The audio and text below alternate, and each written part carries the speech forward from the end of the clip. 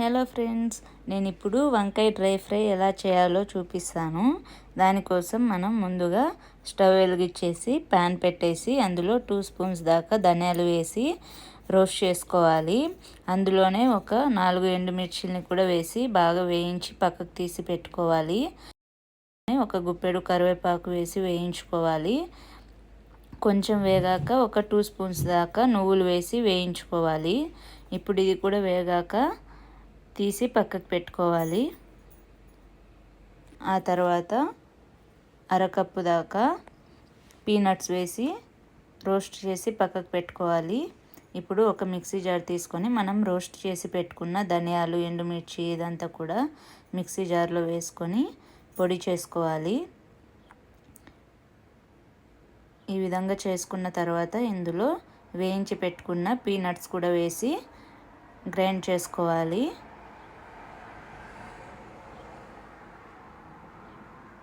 ఈ విధంగా చేసుకొని పక్కకు పెట్టుకోవాలి. ఆ తర్వాత వంకాయలు తీసుకొని శుభ్రంగా వాష్ చేసి ఒక గిన్నెలో వాటర్ వేసుకొని కొంచెం సాల్ట్ వేసి ఇలా సన్నగా పొడుగ్గా కట్ చేసి వాటర్లో వేసుకోవాలి. ఆ తర్వాత కడాయి పెట్టేసి బాగా వేడయ్యాక 2 స్పూన్స్ దాకా ఆయిల్ వేసి అందులో కొంచెం ఆవాలు, కట్ చేసి పెట్టుకున్న వంకాయ ముక్కల్ని వేసేసి లిడ్ పెట్టకుండా మీడియం టు లో ఫ్లేమ్లో ఫ్రై చేసుకోవాలి. దీన్ని మధ్య మధ్యలో కలుపుతూనే ఫ్రై చేసుకోవాలి, లేకపోతే అడుగంటుతుంది. చూసారు కదా, ఈ విధంగా కలర్ చేంజ్ అయ్యాక ఇందులో తగినంత సాల్ట్ వేసుకొని బాగా ఫ్రై చేసుకోండి.